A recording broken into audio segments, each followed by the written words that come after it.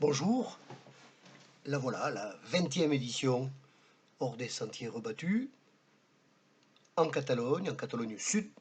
Aujourd'hui, nous allons dans un très bel endroit qui s'appelle Almon Sambanet. Donc, pas question d'aller à Port-Aventura, vous le savez. Nous découvrons un lieu qui n'est pas suffisamment connu par rapport à son importance, sa capacité à rayonner et pas mal de centres d'intérêt que l'on y trouve. Surtout pour le gourmet, mais aussi celui qui aime l'histoire monastique. Alors, Mont-Saint-Benet, c'est dans un petit village qui s'appelle San Frutos de Bages. Ça se trouve dans une province, une comarque catalane qui s'appelle le Bages. Donc, la capitale, c'est la petite ville de Manresa. Donc voilà la comarque de Manresa, le Bages. Là, vous avez à grande échelle la carte de Bages avec Manresa. Là, à 10 km au sud, vous avez Montserrat, qui est quand même un site archi connu. Et à 10 km au nord, vous avez San Frutos de Bages. Et à San Frutos, eh bien, le trésor, c'est le monastère de San Benet de Bages. Saint-Benoît, San Benet en catalan, c'est Saint-Benoît. Un monastère qui a été fondé en 972, qui a eu pas mal de prospérité jusqu'au XIVe, XVe siècle, et qui, comme tous les lieux sacrés, c'est un monastère roman, comme tous les lieux sacrés, en 1835, l'État espagnol a saisi les biens du clergé, des congrégations, les a vendus au privé. Ça n'arrive pas qu'en France. Cet endroit a végété, il y a eu des animaux dans le cloître, etc. Et puis, en 1902, une dame de la bourgeoisie aisée de Barcelone le rachète. Son fils, c'est un peintre très connu de l'époque qui s'appelle Ramon Casas, qui a peint toute la bourgeoisie barcelonaise pendant plusieurs décennies, qui est un grand ami. Bon, alors il connaît bien entendu Picasso et tous ces peintres de passage au début des années 1900 à Barcelone, en particulier dans un cabaret très connu qui s'appelle Quatre Gats. Je vous montrerai des images de tout ça. Et il est grand ami et successeur de maître qui s'appelle Santiago Rossinyol, un autre grand peintre catalan, qui est le grand peintre catalan du dernier quart du 19e siècle. Ramon Casas est ami avec le plus grand architecte du moment, architecte moderniste, Puig Cadafalch, qui en même temps répertorie les grandes œuvres du patrimoine architectural. Et il demande à Puig Cadafalch de restaurer San Benet de Bages. Voilà. Et ça reste privé tout au long du XXe siècle.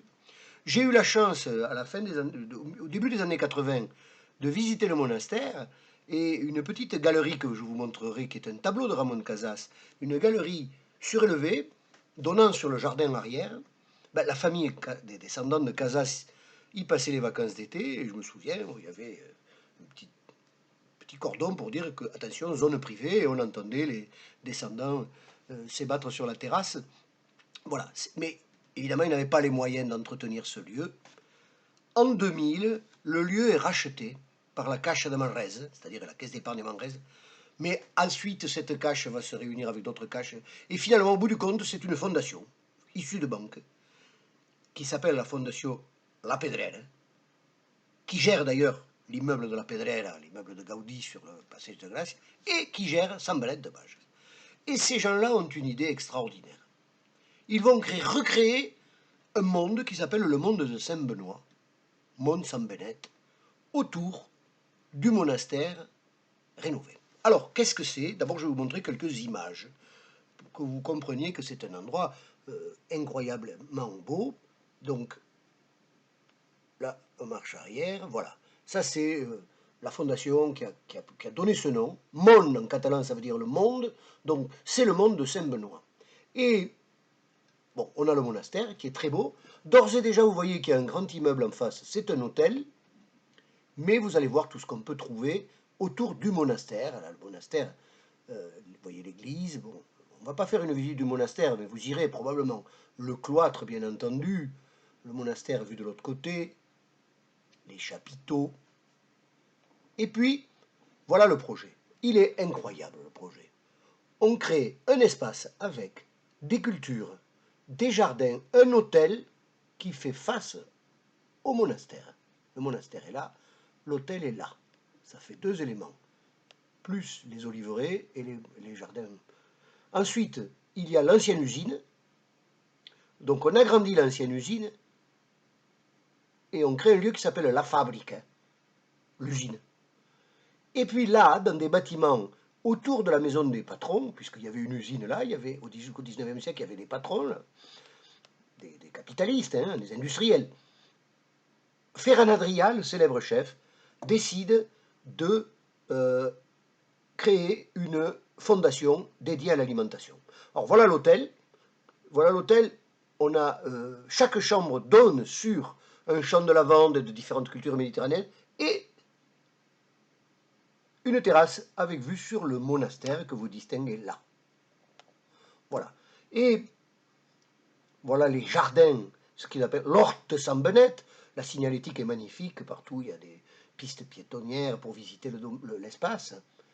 La Fondation Alicia. La Fondation Alicia, Ferran Adrià, que vous voyez là, décide, avec l'argent bien sûr, avec le soutien, on va dire, de la Fondation La Pedrère, de créer un lieu de recherche sur l'alimentation.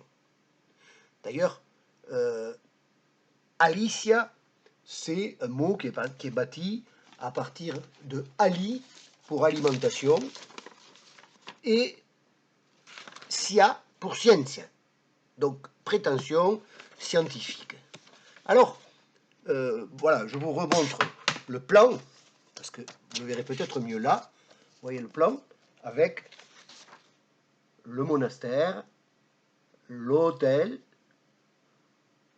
le lieu dit la fabrique, une salle de congrès, un restaurant, une extraordinaire boutique de produits locaux, l'ancienne usine et bien entendu le monastère. Tout ça, c'est le monde de Saint-Benoît. Et à la Fondation Alice, on fait donc des recherches. On fait des recherches.